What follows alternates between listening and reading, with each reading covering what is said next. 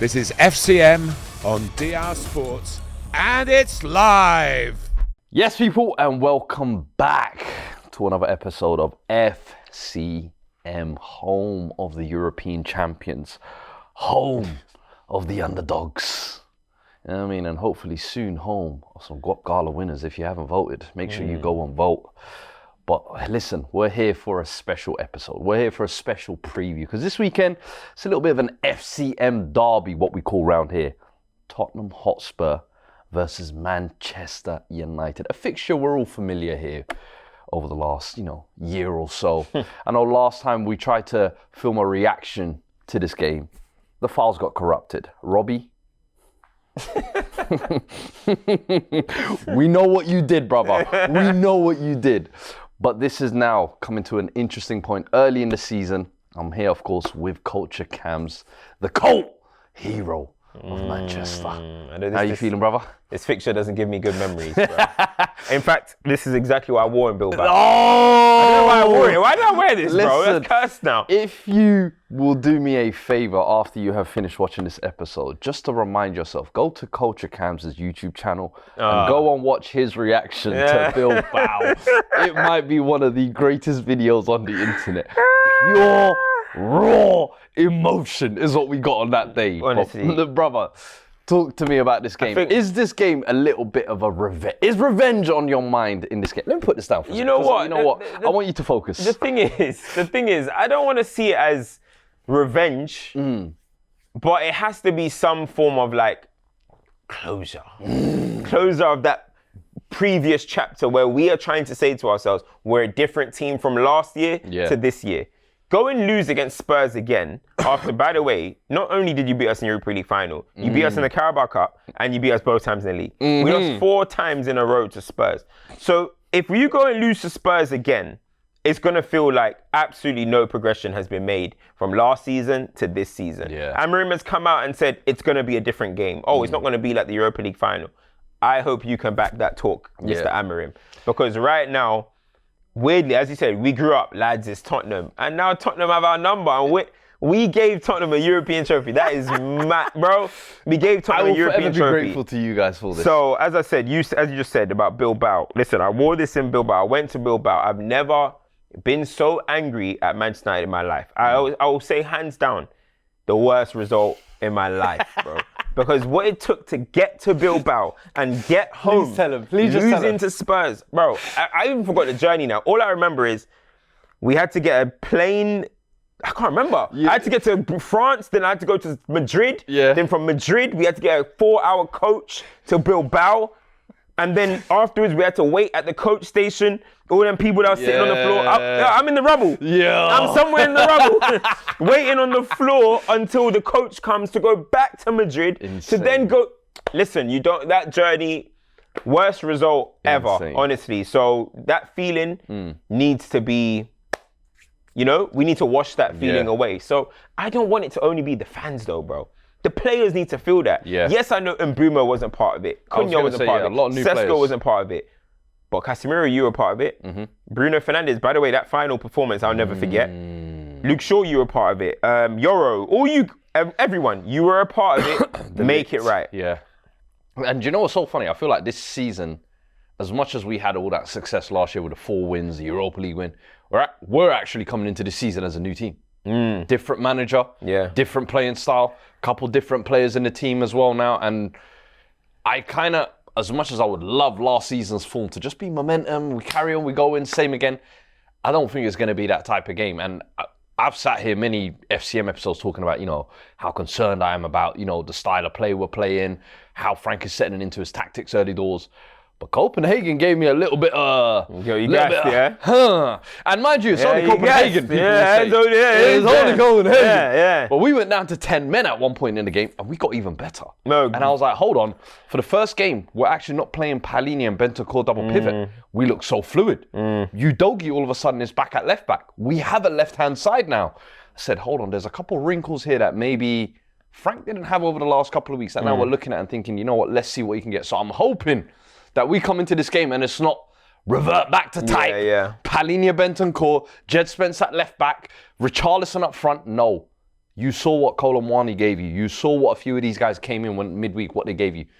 Go with that fresh approach. Because if you do that, we can make it 5 in a row, brother. Yeah, nah, but you know what? This is what I like to hear, though. No, but this is exactly what I like to hear. This is, please come and attack Manchester United. Please. This is what I want. Because the times that we struggle is when teams don't attack. When teams don't attack and we have the onus to be the team that goes and attacks, you meet a different Man United. You won't get results. That's why after Spurs, we got a run of small games. Yeah. Those are the toughest games of the season. That's why you're worried. Yes, those are the toughest games of the season. Burnley, we scraped through a 3-2 slugger. And they nearly came back. Yeah, and they nearly came back. Brentford, we lost to Brentford, but they gave us the game. Forest, the other day, 1-1. Again, you go and beat Brighton. You go and beat Liverpool. 2 teams that want the ball. Yeah, have the ball, and we can hit you on the break and we can make it tough. That's the type of games we want. So, hey, Xavi Simons. Hey. All them, man. If you guys want to have the ball, hey, don't play Pioneer. No. Hey, no, hold on. Play Bergvall. Play Bentancur. I wasn't familiar. Yeah, play that team. But you know what's interesting as well? Brentford have always had good success against United over the last couple of years as well. So it's almost like Thomas Frank, I think tactically, if there's one thing I knew about him when he was coming in was you could be tactically flexible. I love that I saw that midweek. But then also, if the game does require that, I don't mind a bit of that. This is where I said, I need the tactical flexibility. I don't want it to just be one style. I don't want attacking football. I don't want defensive football. I want a manager that comes in and game by game reads the situation. Do you know what I mean? But we've kind of talked in generalities and kind of our feelings going into the game. Let's talk about a couple of the key battles. Because I feel like there's going to be some interesting clashes in this game. What is one for you that you think is going to be really important that could decide this game? You know what a good one is? I think Ahmad on the right-hand side against whether it's Jed in his penitentiary, which has been open for a few weeks, or whether it's Amadou Onana Buster and said, "Hey guys, everybody come through," or Udogie, as you're saying. Yeah. That's an important battle. I do remember Udogie playing against us against Garnacho one time, and it was just a lockdown. Emasculated. It was just a lockdown. But Ahmad is a bit more shifty. Ahmad's a bit more clever with the guile. He is. You know what I mean? And he'll be trying to cut in on his left foot, whereas Garnacho is trying to go down the line, which is food. So I think that's a really good battle that Man United need to try and, in a way you want to kind of stay away from it. That you wish we had more of a left-sided threat because maybe Porro isn't as good defensively, maybe you can say, but our strength is on the right-hand side. Yeah. So we're going to have to go down that side, and it's interesting to see what's going to happen. Do you know what's so annoying? Everything you've just told me about United is basically telling me I'm wrong for complaining about striker the past couple of weeks. Yeah. Essentially, Jed Spence, for me, is more the defensive one. Between him and Udogie, I think, especially if you've got a left foot who's cutting in like an Ahmad. True.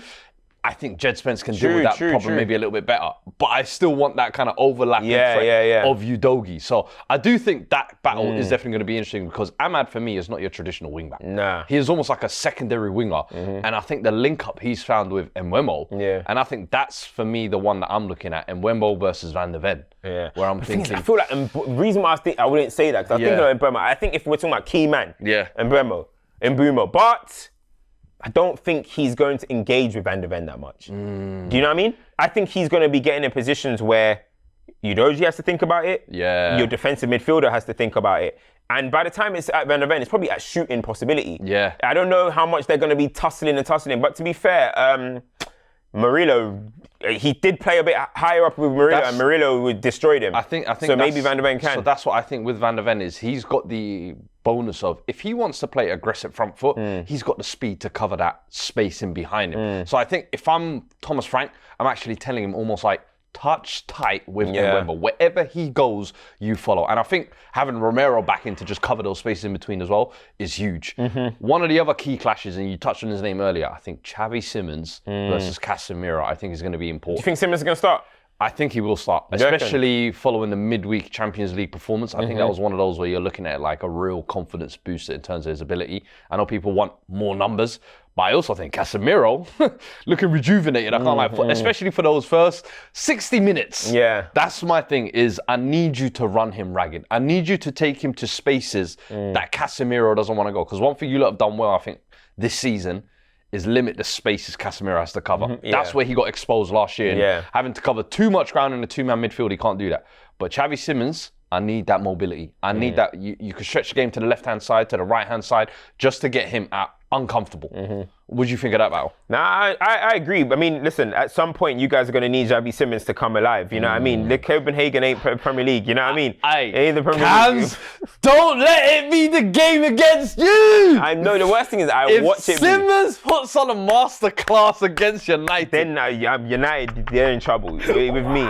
United are in trouble with me if I see something like that happen, bro. Let me tell you that for now. But when I look at it, look, Simmons needs to perform. Yeah. Casemiro, as you're saying, to be fair to him, right, he's been one of our more consistent players this season. Yeah. You know what I mean? So I do think at the same time, though, Simmons is going to have to be aware of Casemiro on the ball. Because you may have seen right now, Casemiro on the ball. But Casemiro plays these balls over the top every now and again. The Alex Song pass. Yeah. He plays these passes that sometimes you don't want to go. You don't go and press Casemiro sometimes, but he plays these intelligent passes which gets people away. You know what I mean? So I think that's an important battle as well. But I think everywhere across the pitch, both of us, it's funny, we're going into this game kind of like how we went into last season in terms of we were close to each other. Last season, 17th and 15th. It was, you know what I mean? Now, now you've got 17 points, I think. We're 5th.